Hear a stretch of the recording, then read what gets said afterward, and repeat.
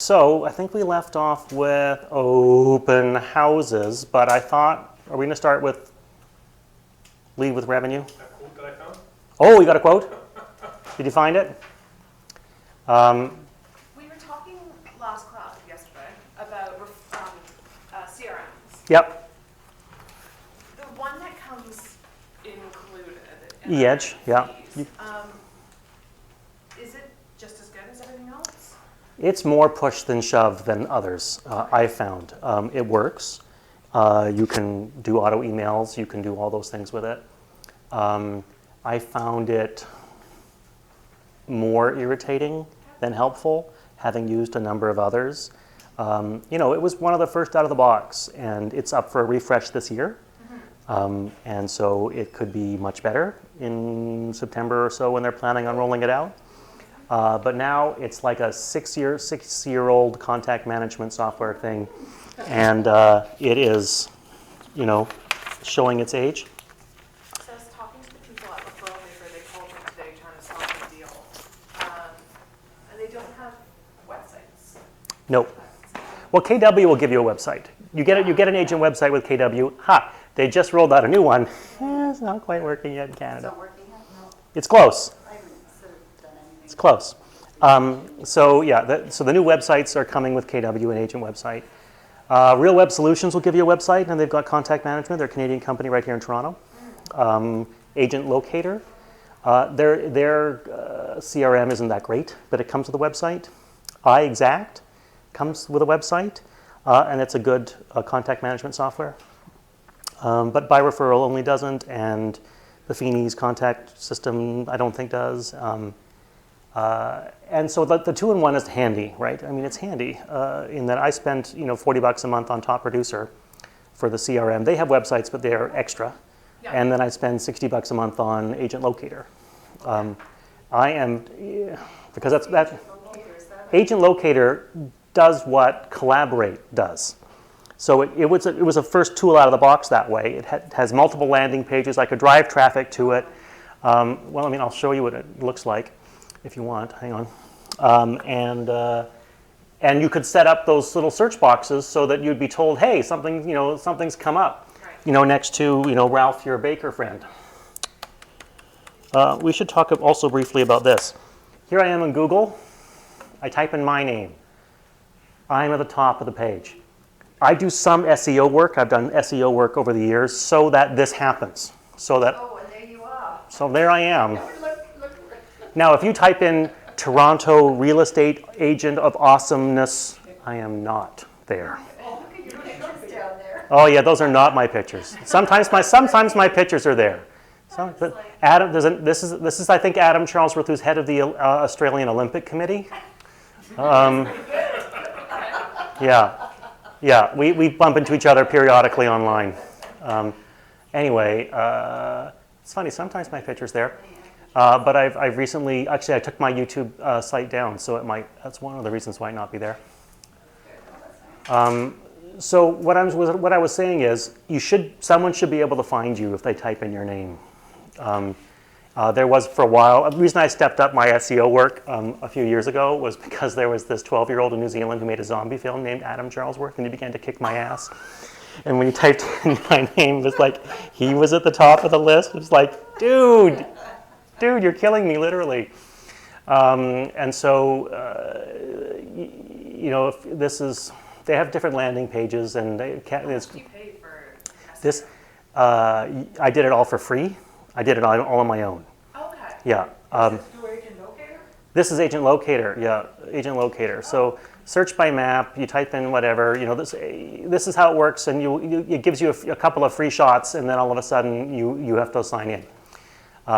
But in general, Agent Locator's backend and CRM software is not as complicated as it needs to be a really good CRM. I actually thought, because I have it too, when they said that they were changing it this year, Yeah. I have not seen any changes. I haven't seen any changes. No, I have not either. When you could, Agent Locator used to be a lead generating machine. It is no longer, but it's a perfectly good website. But for 60, It is a website. yeah, that's all it is for me. And they do have a CRM. And there is a CRM. It's just not. It's not Is as. that your website too, Agent Locator? That's who's behind this, is Agent Locator. Okay. Anyway, so it's perfectly good, your website. It does all the things it's supposed to do. You can search, you can blah, blah, How blah. much you pay for that a month? $60 a month. Oh, for the website. Yeah. Now, Real Web Solutions used to charge me $50 a month for website and CRM. So I'm paying more now. And I can use Collaborate to do what Agent Locator was doing for me. So I'm thinking about getting rid of Agent Locator and hosting my website somewhere else or cheaper. Why wouldn't you just use the Keller Williams website? I could. I could if as soon as they start to work, I just might do that. I think that's the problem is it's starting out, I don't know where I should be spending my money, who's the best option. We're going to talk about that. That is such a good thing to talk about. We are going to talk about that. In that at the start of your career, we're always tempted to spend money, or we're told to spend money, or this is why you can't get any ahead because you haven't spent money. Anthony and I were talking about this. And the MREA really, it's the key thing here. In the end of the day, at the beginning of the day, skills just don't matter. How much you know about a house, how awesome you are at negotiating, how fantastic your neighborhood knowledge is. If you don't have a client, it don't matter. It don't matter. Read The Millionaire Real Estate Agent. It's really good. It kind of helps break it down. Lead with revenue. Do the things that bring money in first. Oh, look, reread the MREA because I know you didn't do it the first time, Annette. Annette, read it. Follow the steps that have been shown to work. If they don't work for you, then build new steps. Don't get caught in the field of dreams scenario. If I spend it, they're going to come. You spend it, they're not going to come. Yeah. So, I started about 10 years ago in Royal LePage, and there was a guy there at the time who was developing a website to generate leads. And he spent all day in his office working on his website. He was a computer programmer. He had a great idea. And he developed a website that was content heavy, that, he never called anybody. 2 years. Didn't make a sale. Had a genius custom website that he could have sold to another realtor for $100,000. He never called anybody. Never called anyone. Follow-up's the key. Website? Nope. He went back to work as a as a computer programmer guy, and he should have really, developed real estate websites. The guys who make the money in the gold rush, the guys who sell the picks and shovels. That's who makes all the money. Before you move on to Yeah. let's stick with the lead with revenue bit. The guy, they were very good in the U.S. Following the Campbell. And he's coming up in July to do a session for the region. And he had a quote last night, and I saw him reading some of the stuff, and it hit me. That was my aha. Follow the model until you get the intended output. You haven't earned the right to customize the output. So basically, just follow what's going on. As soon as it works and you want to rejig it, knock yourself up for rejig. And that was like, wow, it hit me. So just stick with it, even though it might not work, otherwise you're sticking with it, because it's been tried, tested, and true, right? Yeah. Like they said in bold, it's done once, it can be done again, and again. Again, again. Bold? Oh, yeah. Yep. Yeah, I did it before I was You in do it? licensed. No, I've never done it. It was good. It is. It's all you know what, they say, a lot of people don't do it because they put the pressure on and get fouled out, because you have to do the 20 contacts a day. You know what? Yeah, you have to do it, right? You look beyond that, it's all about, at least for me, I don't know about you, it's all the mindset. Yeah. It's all the focus, it's all just get down to the basics, just go and do it, and it's repeat. But it's good, no, you know what, you gotta take it once. It's a lot. But No, it is a lot. did you get something out of it, like in Yep. terms of clients? Well, I did it before I was licensed, so for me, it was taking that as a pre-step to then be able to come in and be like, okay, now I'm gonna do this, and this. Oh, okay, So- so, yeah. So I wasn't doing my contacts, but I kind of had a bit of an excuse for that. Oh, yeah. You didn't do it either, did you? Oh, did you get clients out of it?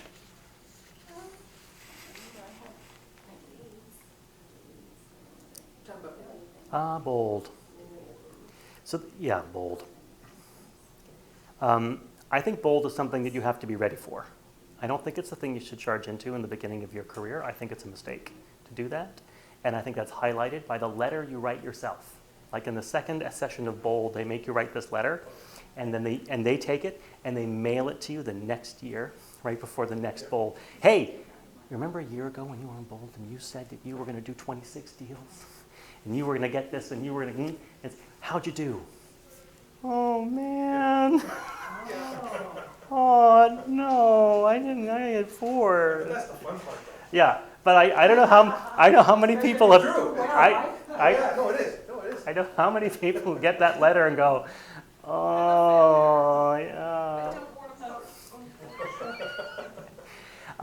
So if you're ready for bold, you got a system, you got some, you have some, stuff behind you. Bold is an amazing ass kicker. Is it the best place to start? I don't really think so. Not for most people. Like if you can't, like people come to Ignite, and then we, during Ignite, we say, okay, everybody, make your calls, do some calls. How'd you do with your calls? And by the third session of Ignite, we have half the number of people in the room. It's like, it's free. They've vanished. It's not, it's like bold is, it's $1,000, which is part of the, it drives me crazy that it's $1,000, to be honest. It should be free. But the $1,000 makes you value it more. Like it's a psychological thing for you. You get skin in the game, right? You put your skin in the game, you have your little table, you're all in it, and like that, and you're not going to be behind that other table. Annette, Yes, you and I were in that Brian Buffini course together. were we? 100 Days to Greatness? No, Was no, you were with Carl. I was with Carla. Yeah, Did I you was do with the Carla. second one? I did the 100 Days to Greatness. Yeah, but you weren't in the same class with me. No. So that course I took years ago with Annette at Royal LePage, or with Yeah, I did Carla. right before you. Yeah, right before, right after. And at the beginning of every class, you had to write up, you had to go up to the top and write in your numbers. How many personal notes did you write? Yep. How many calls did you make? And how. And by some fluke, for whatever reason, Carla had to go in front of me. I don't know why.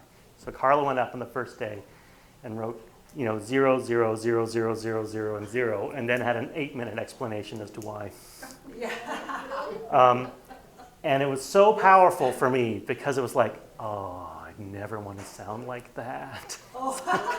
And I had like 4 cards, and you're supposed to have like 20 cards, and it was like, and I had made like 4 calls, and one of them was kind of iffy, and it was like I went up and I just wrote my numbers down.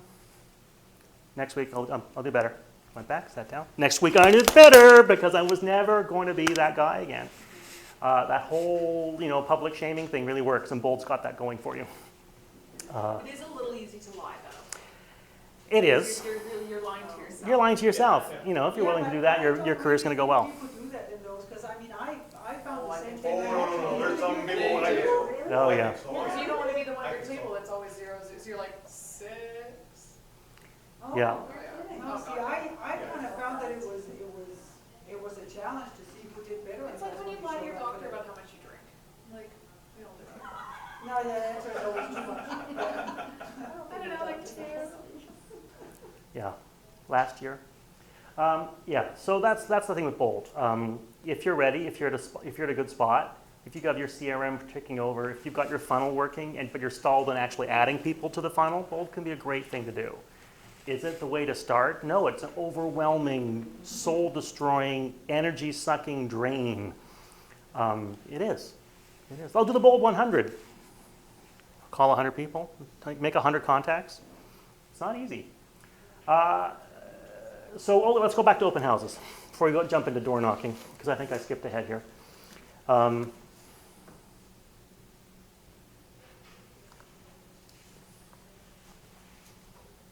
What? No. Use revenue. Open houses. Yeah, okay. Open houses are they're an easy pickup right now. They're going to get easier as the market cools. Realtors are going to bring out properties. They're going to sit on the market. They're going to not want to open house them. They're not. They're going to do it that first weekend because that's the hot weekend. That's the best time. But weekends 2 and 3 and 4, Eh. In the summer or on the holiday, I have better things to do. Insert everybody else. And so, in the first class I did, I showed you the listing sheet. Like every brokerage has listings.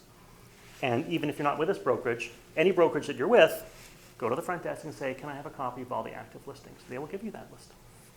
Don't wait for the Thursday or the Friday shout out from some agent who then suddenly decides they don't want to do the open house or they're double booked or something and they'll go, can someone help me with my open house? Don't wait. Monday, Tuesday, Wednesday that week, contact those agents. Contact those agents who have houses that you want to do an open house at. And say, hey, that $1.5 million listing you've got, are you going to open house that this weekend? No. Oh, can I? I'd love to help you with that. Can I do that for you? If they are having an open house, offer to do a Friday night one. Can we do one Friday night? How about we do 12 to 4? I'll do 12 to 2. Make some, whatever.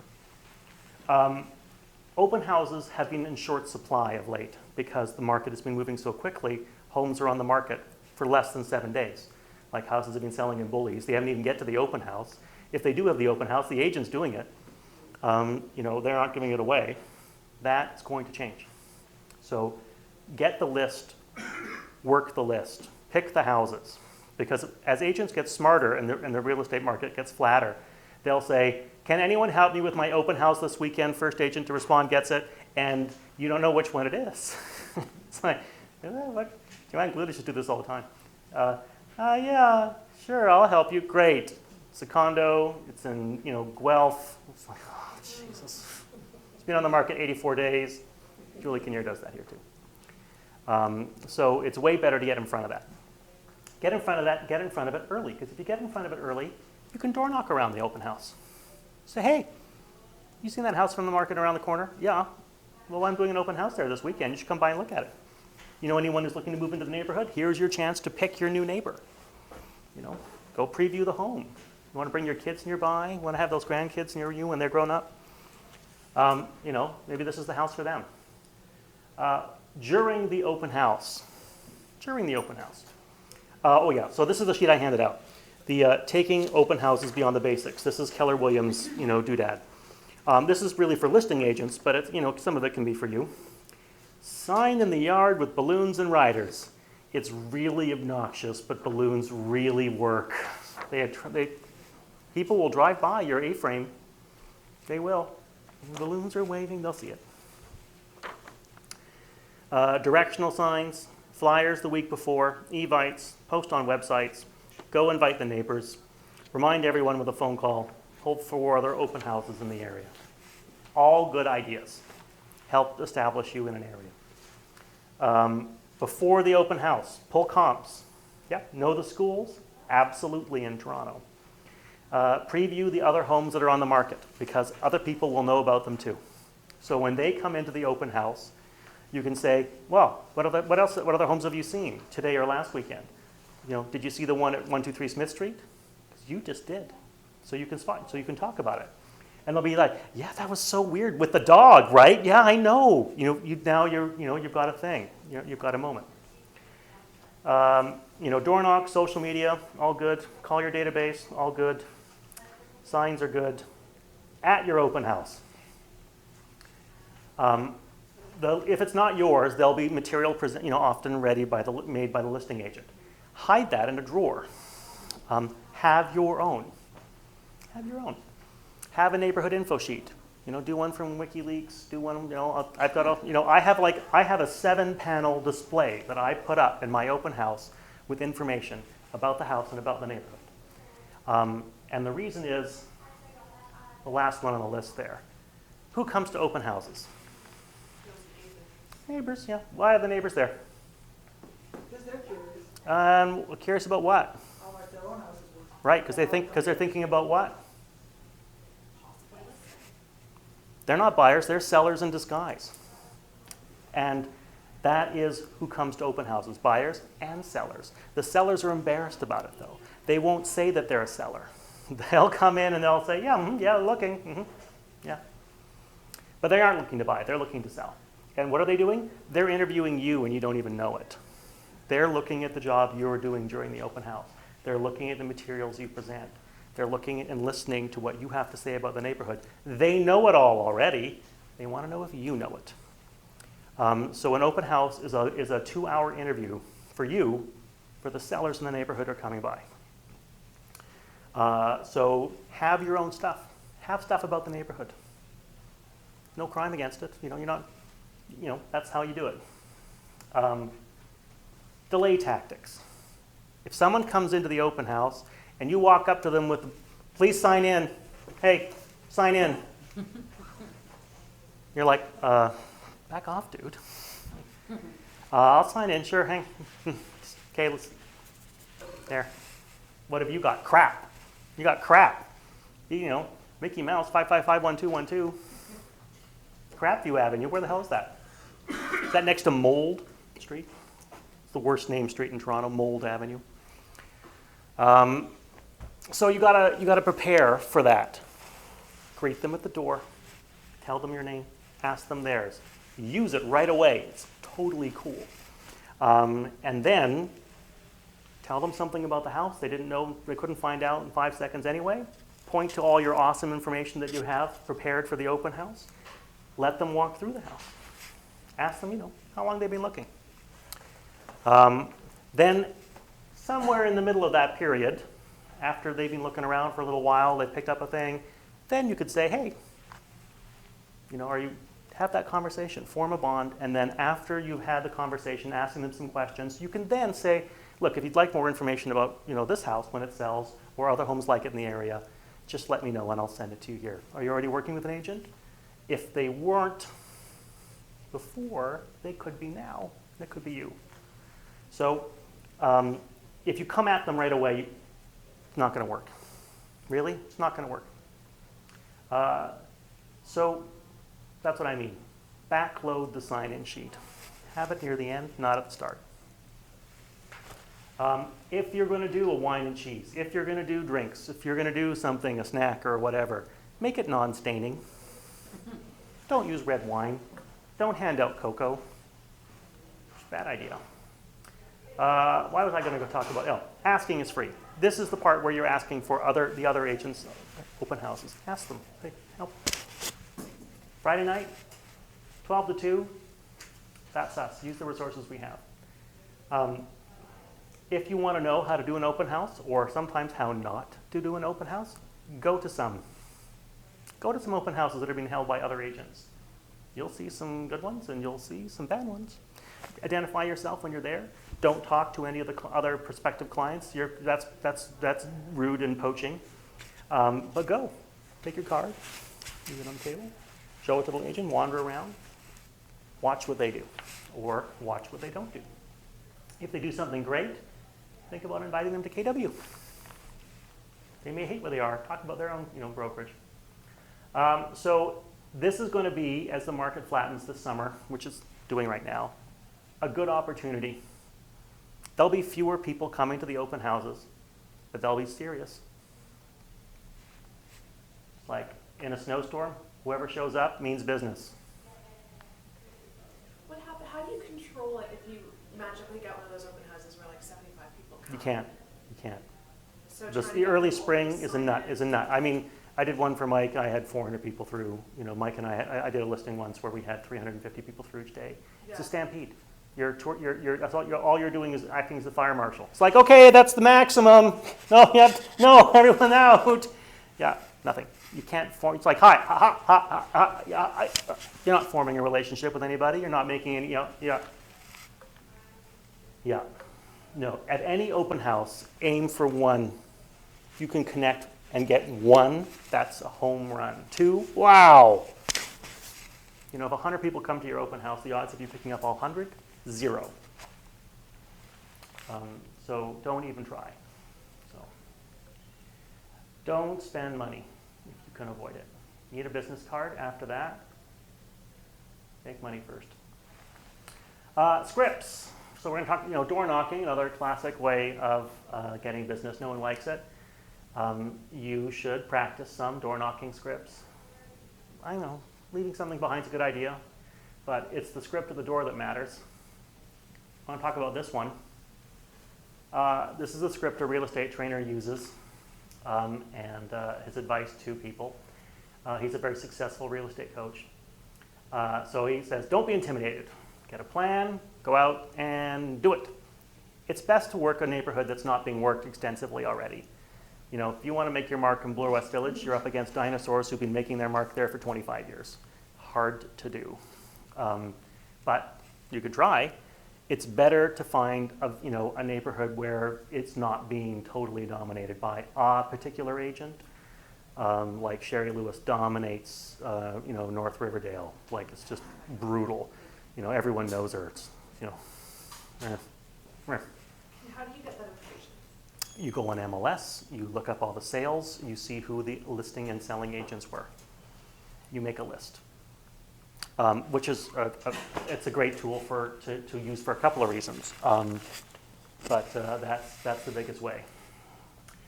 So here's the guy. Here's his door knocking script. Oi, he's Australian, this dude. Hi, is real estate here? Are you thinking about moving in the future? Guy says, no. Oh, all right, thanks a lot for your time. And they're getting ready to go. And you say, hey, by the way, when I do find a home today for sale, do you know anyone who's thinking about moving into the area? Friends or family? You know, they were happy with the no because they thought, oh God, okay, he's leaving. But then you sink in the Columbo style second. And then they'll say no. It's like, okay. And you're like, all right, no worries. Now, by the way, I'm Adam Charlesworth. What's your name? Oh, Annette. That's a lovely name. So, Annette, if you were thinking about moving, when would it be? Won't be for 5 years. Do you mind if I stay in touch? I'll come back and see you every now and then. Annette. Yeah, sounds good. Annette. They'll say, that's fine because they don't believe you. They don't. They're just like, this is like, okay, you're going to leave now. You're going to leave now. Right. Then you move on to the other questions. Is your husband home? Never seen that. I was out on it. Yeah. So you ask these other questions. Where do you plan on moving when you do move? Why are you going to leave it for that long? If I was able to find a buyer today at a good fair price, what would you do? Of course they know roughly the value of their home, but they won't say they will. Well, what sort of price range do you think your house is in? They'll say no. Say, well, I can pop back sometime and let you know. Well, can't you do that now? They might just say that. Come on in. And then you say, of course I can. Go in, build a relationship, close for listing appointment. The two-stage listing appointment is a whole other conversation. So this guy teaches this. He taught it to this woman who came into the office, and she was, this is how real estate works in Australia. She said, okay, you've got a week to find a listing, go door knock. If you can pick up a listing within a week, we'll hire you. Okay. So she goes out and door knocks for a whole day, and gets nothing. Comes back and sees him, and they work on this script together. So I want you to think about this. If you think about a listing as a paycheck, right now the average listing is about 15 grand. You spend 40 hours in 1 week knocking on doors, add the METs to your database, you will convert those people, if not right away, over time into sales or referrals. In 40 hours, you could probably do about 500 doors. In 500 doors, you will, without question, pick up somebody that will eventually turn into a sale. Maybe not today, maybe not right away, but within a year. 500 doors, $15,000. Each door is worth $30. That's what you're paying yourself to knock on that door. Do it for a week, if you can. You don't have to. You can do it for an hour. You don't have to do it for 40 hours. They worked on this script, Michael Keyes, and his student went out and door knocked all day and got 3 listings. She'd been an agent for 4 days. She got 3 listings in her first week. First week as a real estate agent. So you can look this dude up, Michael Keyes, and that's what it's like. Do you think there's a specific day of the week or time you No. can take a door knock that's No. best?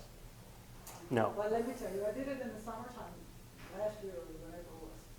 Great time to do it, like late afternoon, because a lot of people go home with the kids are at school, a lot of parents have taken time off work. And we talked to a lot of people when we did it as opposed to going during the week, because people don't open the doors. So I thought that was a good time to do it in the summer, Yeah. right? And the So- weekends too. You know, you could take a friend. You know, as a single guy, I can tell you that people were reluctant to open the door, even if I'm all friendly like. Because the worst thing that you can be if there's two people is like a religious persuader. That's like as bad as it gets, because psychopaths don't have friends. True story.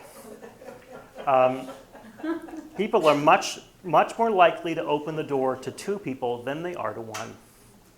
Because who's that one? Who's that weird guy? That's weird. Oh, he's in a suit. Was carrying a Bible. Oh, thank God. No! Yeah, but I also think people open the door for women more than they do for men, because we're not as. It's true. Yeah, it's true. Right? But, you know, if you're the first time you go out door knocking, you're going to be scared. It's going to Well, suck. the reason I ask is I helped with an open house and we went door knocking, Mhm. and I thought, okay, this is excellent, like, we're gonna meet so many people in the neighborhood, and barely anyone opened their doors. Mhm. Like, I just don't know if it was the time, and it was the weekend, and it was early, and no one was around, but like, the number of people that weren't home or didn't open their doors was just so high. You know, I would say maybe 10% of the people are home at any one time. Pick a time. You want it when they're all home. Dinner time. Is it a good time to go door knock? No, it is not. Weekends, you go door knocking. If you start before 10, you're going to see some angry, hungover dudes in underwear. Like, that's not fun. I'm in that crowd. So you pick your time. I've door knocked. I door knocked for we did a food drive campaign. I just door knocked whatever. Didn't pick it. I picked a time. I had the exact same result at 11 o'clock in the morning on a Tuesday as I did at 7 o'clock on a Wednesday night. It is weird. It's random. I just thought it was so awkward that, like, the lights were off, like, no one was around, people were going grocery shopping, church, whatever, but it Yeah. was just, Yeah, I was there's. like looking forward to it, and then there was no one opening the door. Well, looking forward to it is good. That's first step. Yeah, looking forward to it the first time. It is, and we have, Irene in the office is a door knocking champion. She goes out and she does it. She's not awesome at it. People will, if you go follow her and she's like, hi, it's Irene. She's not, bam, hey, it's Irene Koshansky. I'm here again to help you sell your house. Not every time, no. That's totally what I pictured. Yeah, I know. Mm-mm. No, she's just like in the mode. Hi. Thinking about selling your house. Yeah. That's how it is. So those are the free to you ways of picking up clients. You build your CRM, and then you stick those people that you meet into this. And then if you do the open house, converting those leads from the open house requires a little bit of legwork on your part, right? Because if they signed your open house sheet, they've probably signed some others. And you want to stand out. And it's not hard because we suck. We're lazy ass slackers in real estate. I got a lead. I'm going to put him in my prospect. I'll send him that thing. He's getting that. Those prospects are getting the exact same houses sent to them by 6 agents, guaranteed. You Yep. were telling us the other day about how you did it, that you should have an open house, and then these guys, you showed you had some other houses that were similar. Yep. You sent that in an email, correct? Yep. You didn't call them first? Nope. You emailed them, that's interesting. I emailed them first. Is that what you usually do? Do you usually email them? Or do you do both? That first contact, I don't know. It depends. Depends what you have. Depends what you have. Like sometimes you don't get an email address. Sometimes you only get a phone number. If I have a phone number and an email address, I will probably email them first, particularly if I have something else to offer them. But I normally follow, if I have a phone number, I will email, then I will call. I'll follow up the email with a call.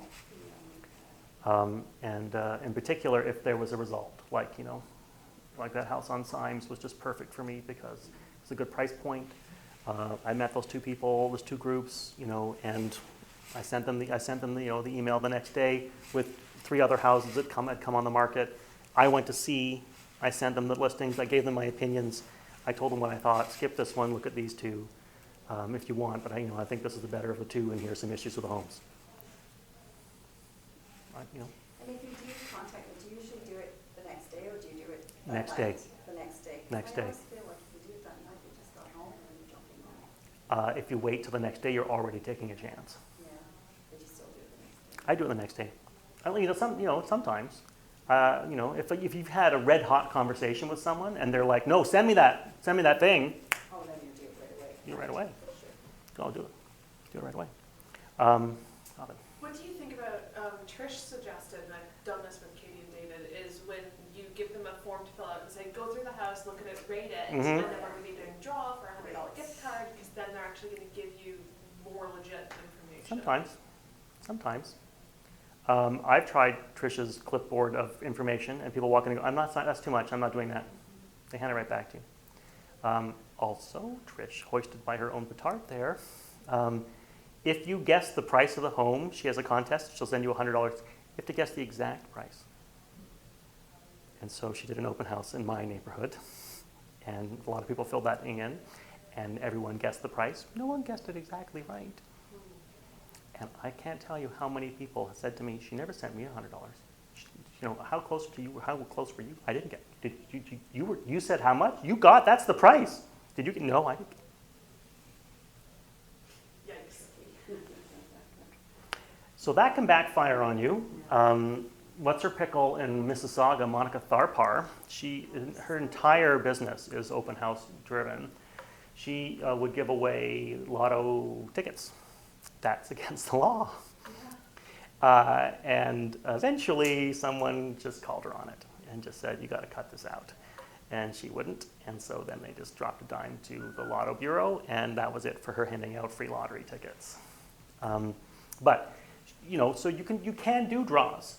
You absolutely can. But make them fair and make them legit and actually give away the shit you say you're going to give away. People. It'd be kind of cool to post on your website, like the winner from this open house. Yeah. Is so-and-so, and Yeah. draw attention.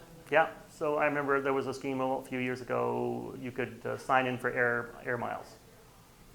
Everyone who signs in gets 10 air, gets 10 air miles or something. Like any contest or draw, there's ups and downs. What are you selling? People feel like they're being sold.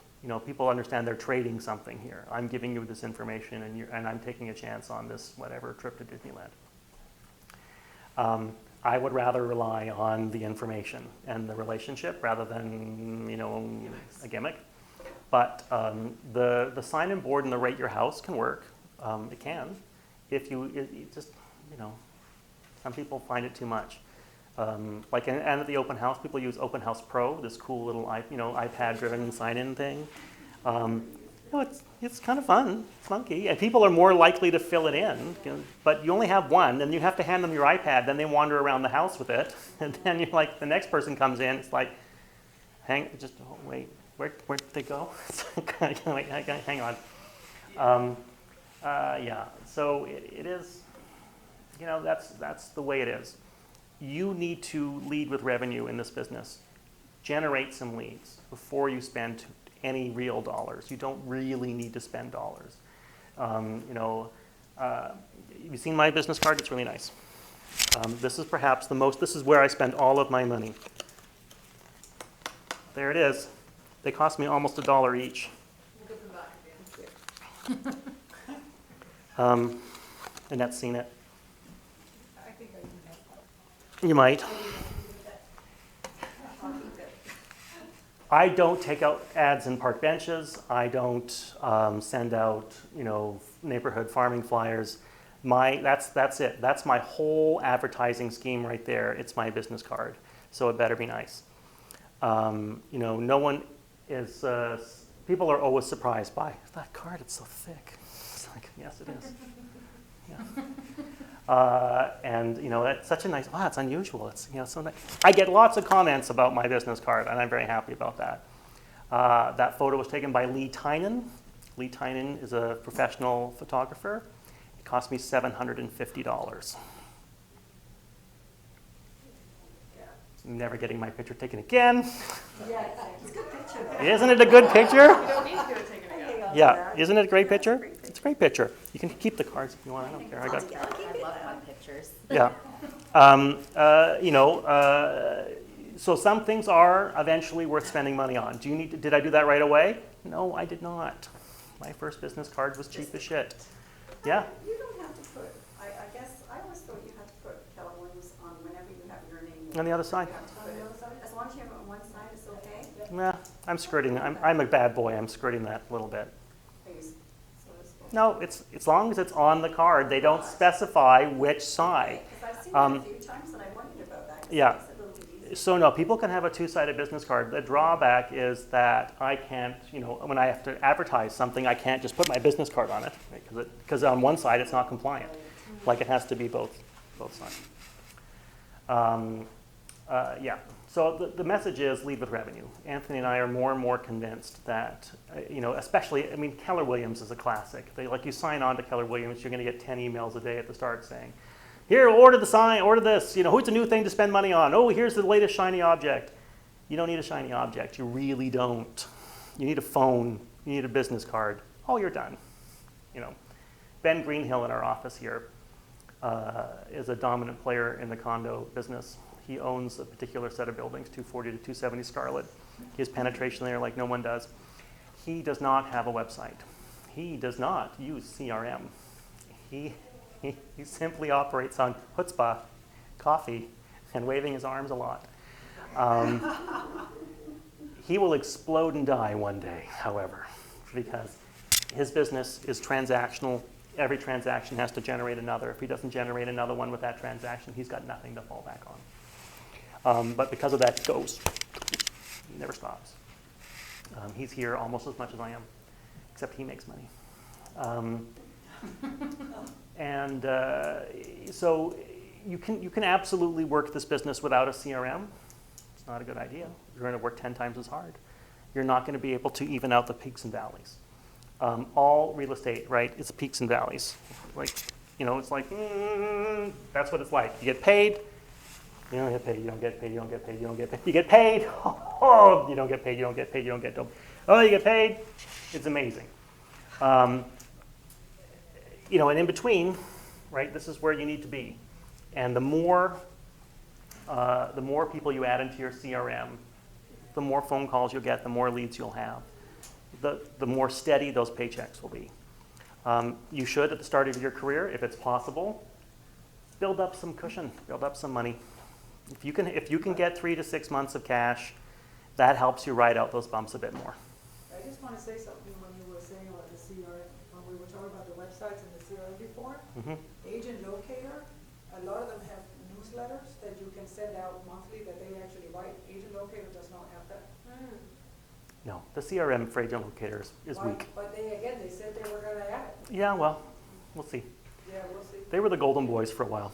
They're not anymore. No, because see, it's so easy if they already produce one for you, because they're just generic, right? And you can send it out to everybody. So they keep it. But there's so much generic material available to you, right? You can Oh, but use now use you- MarketWatch. It's just easier if it's right there on your website. You can click the button and send it to everybody, right? Yeah. As opposed to having to import something. Yeah. Well, there's companies you can hire, like Clear Communication and all these companies. Yeah, but you don't. See, you gotta pay these third But party. you don't. But you send out MarketWatch. To done. Compile the trend stats that week in your neighborhood. You can do it. It's free. Do you know how to use stats and maps? Oh my God. Okay. See, I know nothing. Okay. Well, that's important. To admit that you know nothing. I got my fob today, so I literally know nothing. Wow. Today. Yeah. Well, Treb is an incredibly powerful tool. And all of the stuff that you need at the start of your business is here. It's not. You have to make it work. It's not free. It's not. Your labor is what's making it work. They've gotten rid of the app for new people. Really? Really? Yeah, I'm not allowed to have the app. I have to have the fob They're because they're rolling out changing now. something new in July. I was. I still have my fob because I was a beta tester. Oh. They never made me hand it in. Okay, I'm sure you paid for it. Where do they roll in? They won't tell, they wouldn't tell me today. It's going to be fingerprint sensor. No, retina scan or something. Yeah. That doesn't work majority of the time. All right. Here's the. That's tricky too. Here's the. Our eyes change, unlike our fingerprints. Look, Market Watch, Trev Market Stats, right here, right there. Every month they'll produce, videos. You can embed the video. You can send it to people. You can get the reports. You can take this and convert it into anything you want. Hello, are you actually? There you go. You can put in your own marketing on top of that. You can take out the stuff. Market Watch, April 2017. All the stats you could possibly want. 27 pages, and that's just houses. There's another one for condos. There's history reports, all that other crap. Trev Market Stats, Condo Corner, rental report, all stuff that you can lean on if you want. But let's say you are working an area. It's really not that hard to come up with the sold stats, the average information. So you're going to go with unavailable. Here are all my maps. These are stuff that you can preload any map you want. That you build them and save them. But here's Junction Triangle. Here's my map of the junction. Oh, not quite right. I tweaked it there. And so I want to generate sold stats for the Junction Triangle since beginning of the year.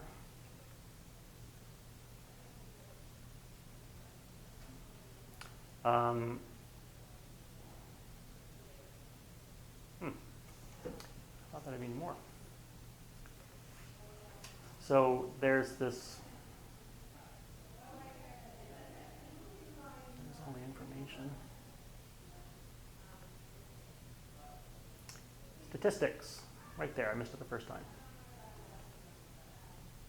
Quick and easy. Counts.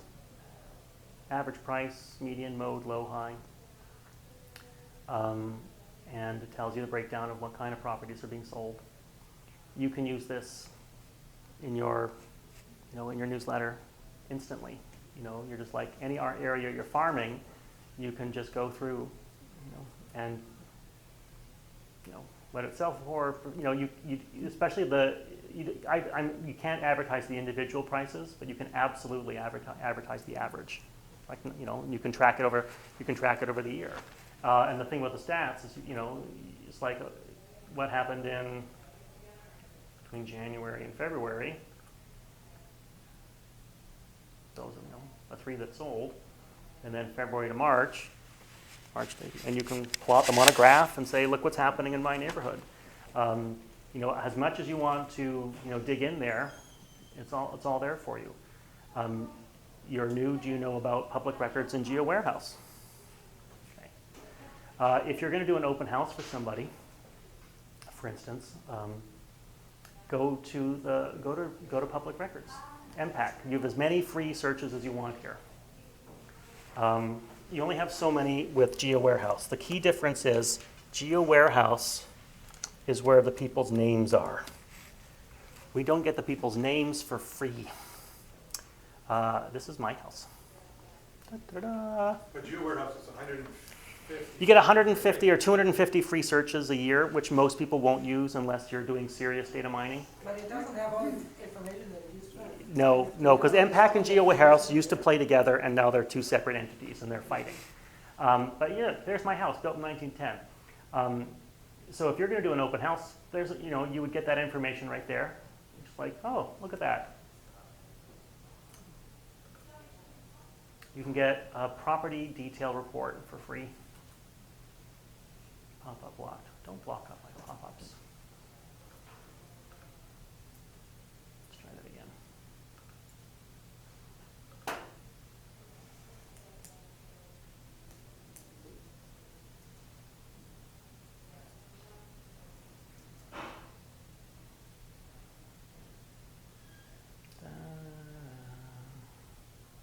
There's your information, assessed value, last sales, enhanced data, neighborhood profile. Would you want to be giving all of this information at an open house, like available to people, or just you want this on hand for Well, you can yourself? have it on hand, you can have it, it depends. So if someone walks in, like I also go to not WikiLeaks, Wikipedia, and I will get an up-to-date neighborhood, information. Junction Triangle, type that in, go to Wikipedia, it'll give you a page. It'll tell you who your, political guys are, who's your MLA, who's your MPP. It is wrong so many times about so many things. It's really not. It's really not. It's so good. Okay. I've Googled some pretty scary stuff on Wikipedia. Oh, there's mistakes for sure. But things like neighborhood stuff, Okay. yeah. Like the crazy Australian religion, like some person made up an entire Central American god and got it lodged into Wikipedia and it sat there for years and no one knew it was fake. In general, however, Okay. if I tried to make a change to a page like the Davenport, political page and say Scooby-Doo was was elected, it won't last 10 minutes. It's good to know. So this gives you all kinds of, information. Is it useful? Not really, but it's there, and it looks good, and it's colorful, and you can put it in your little thing on the front of where you're doing the open house, and you can print up your little information from Wikipedia. It's like, oh, are you from the neighborhood? No. Oh, here's extra information about the neighborhood for you. And you can email it to them and say, well, Yeah, or email it to them. This is the house copy. I'll happily send it to you. If you want, so this is, it's just a free little thing that you've got access to. If you want to get more information, like neighborhood sales, the Treb MLS sales, that's, they're whatever. That's for that particular house. That's all still part of the deal. But if you want to go to Geo Warehouse, that's where you check people's names. Well, my little mousey is not working. Yeah, 150 free searches a year. Hooray. If you're about to write an offer on a property, you want to double check the information. Who owns the house? There's, that's the only place that this actually shows up. The current people on title are listed here. They're not listed anywhere else. You can also get a similar kind of thing with the demographics in the report. So you can get a sales history and full description. The most important thing here in a listing presentation, in my opinion, is not that, is the neighborhood sales button. People always say, well, I know everything that's happening in the neighborhood. You go, really? Kidding me. Let's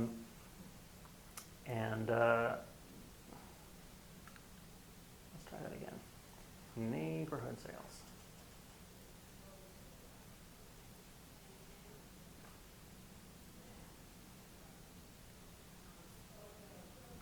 So in the last year, you want to know what's happened when you're in a listing presentation. This is a bit big. Property type is going to be same as subject property. Now you can put in your lot size, if you want. Look, 69 sales. Because every single transaction is listed here on MPAC, including the private sales, including for sale by owners, including transfers for divorce. That's the deal. It lists the MLS sales here too, but it lists every single sale, and they're all there. And this information is not public. It's not something that someone's going to find on Redpin. It's not something that someone who follows what's happening in the neighborhood is going to know. You know, and you can print this out. You can get a chart. You can use this information to do comparisons, and it is a very, very useful little tool. would you leave that with the, No. right? Just to have it. Well, the information is, yeah, I wouldn't leave it. I use it. Right. Yeah, I use it. I have it in my CMA package. You know, I have it in my listing presentation because when you run up against A lot of information. a lot of information. Now, you know, the crazy part is that these sales are public. Like all land sales are public in Ontario. Anybody can go down to the local land registry office, pay $20 and search. Anybody. It's not secret. But we have very specific rules about who and how we can share this information, you know, with. So if you are prospecting seriously for a listing, bring this along. Anyway, there's lots of tools on MLS for you, and it's, you know, it's basically free. I mean, you get 150 of these. I think, you know, Irene and Phil, who do about, 60 transactions a year, they run out every year, somewhere a couple months ahead. I have only run out once, and that was because I was hired to do some land assembly work for a farmer.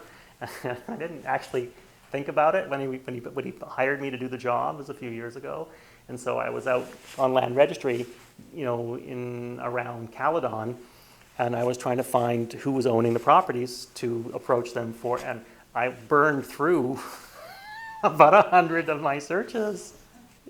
And it's like, oh, how much does it cost to get some more of those? It's like $50? No, it's like 700. It's like, oh. It's like, yeah, it was really expensive. And so, yeah, yeah. So it's not something I want to like play. Well, you should really play with it because you got 150 free. You're not going to use 150. It's quite a few. What people occasionally do is like if you want to, I'm going to build a database. I'm going to go through a condo. I'm going to see who owns these units. Great idea. Once, and it's like, and now you're done because you don't have any more searches. Yeah, so I ended up borrowing the same way that I think Irene and Phil do. They borrow from some other people who haven't used all their stuff. There's a lot of resources here. You know, don't be afraid to screw around, figure out what they are, use them. Don't pay someone else for this stuff, right? Market Watch alone is just like is newsletter fodder. You're making an electronic newsletter to mail out to your database. Use Market Watch, tweak it, put your face on it, add something. You know, make a little compared to, you know, do your own stats, the area that you live. Done. And that's why I'm, you know, always reluctant to tell people, you know, hire this guy, pay these people, hire those people. Because there's a lot of money going out the door no matter what, you know, at the start. And even if you're red hot and you get 3 listings in your first week from that door knocking bonanza, it's 60 to 90 days before the first paycheck. Any questions about any of that? You know, I just forgot, I probably should mention it, but MLS, but when you do a stats from the listings that are sold, Mm-hmm. one thing I wrote about is a bit of a thing is it never mentions the date on it. Like, you know, when you do a time frame, like sold from this and this, it'd be nice if it would mention the date. There's no date on it, any of it at all. And I would find that very, I There's have a to date write it in. there's a date on the top of the page from when you did the When you stats. print it, but there's nothing, you know, when you do for sessions, it would be helpful It's- if it was a date. It's true, but you're the I have to one. write it on You're this. yes, you have to write. You're the one who set up the search. So Yeah. if you don't want to write it, print screen, and just copy and paste. You know, there it is, right there. That's the search field you did. Okay. You can just Do you use a Mac? Oh, thank God.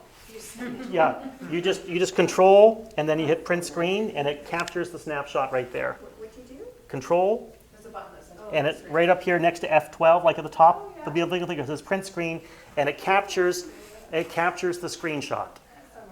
Snipping tool is even better because then you can get rid You of can you can use the snipping tool. Snipping tool is like, oh, God. The snipping tool is a little thing that you can do that with. Where'd it go? Well, this is Paint, but I'm just showing you that, you know, there's the screenshot. And then you just click what you want, you know, cut it and paste and put it in your newsletter. Oh my God, this mouse drives me crazy. I had to get a new mouse. This was a dollar store mouse. Yeah, well, I know, but I can't use a scratch pad. And I have a wireless mouse that works better, but I don't have a battery for it. You know, God. So then you just like, click, crop. But that's paint, like I don't have paint. You do, it's free. It comes with Microsoft. If you have Windows, you have Paint. Maybe we need to set up a whole new session because I don't mind those. I've never You seen don't it have on my snipping tools, it's computer. one less step. Snipping tool. Snipping tool is down So how here. did you get paint to come up? I just typed in Paint. So the snipping tool is select a snip, new, And you just select your area. yeah, and then you,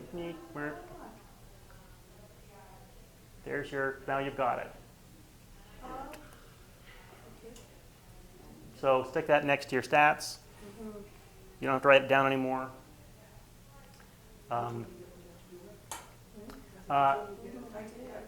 So yeah, there's lots of free numbers that are newsletter fodder. And if you're sending out an automatic 33-touch system, that's all people are expecting, really. You know, if you're going to send out a monthly newsletter, use the stats, compare it to something, add something personal, tell a story about real estate. Done. Done. I do 3 personal newsletters a year, which are more about what I've been up to, along with real estate. Then there's the monthly one is just blah. There you go, just stats. Okay. Don't spend money, lead with revenue. Go and get leads. Add them to some sort of CRM. Make it work. Build the CRM. You don't have to wait to get your license. You know, use Collaborate to find the people in your sphere of influence, find where they live, draw the little circle around their house. You missed this session. Let me quickly review this. Collaborate is a great new tool that the Toronto Real Estate Board has developed. And all you have to do is know where your people live. You know where they live. You draw a little, this is me drawing this around where they live.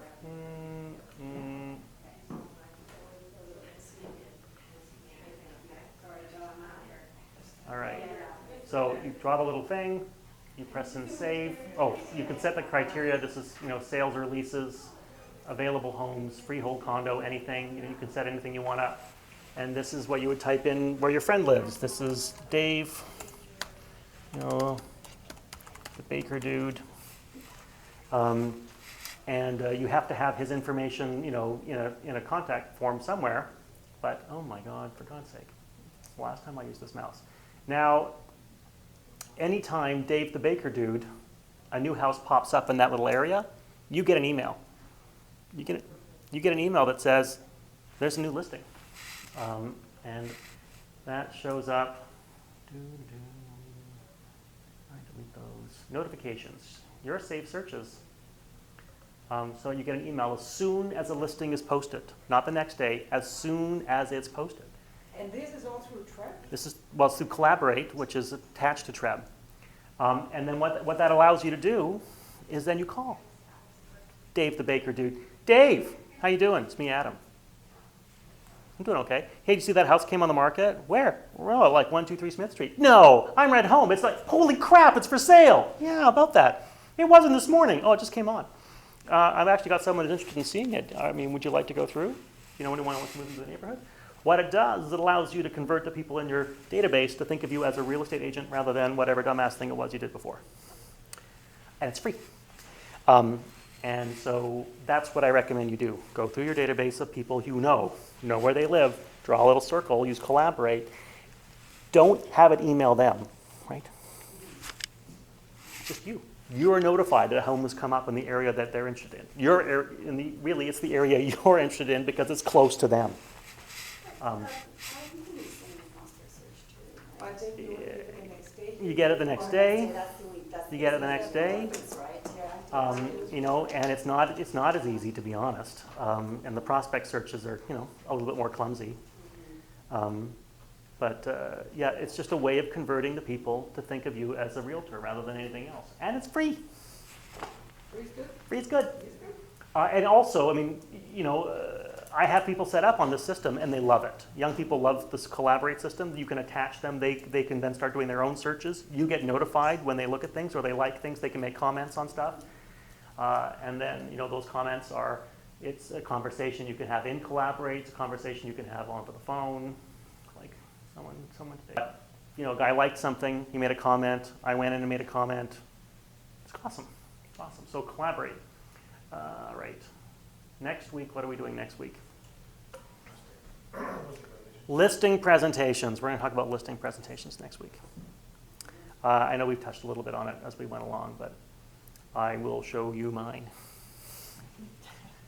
Okay. Thanks so very much for coming again today. Thanks.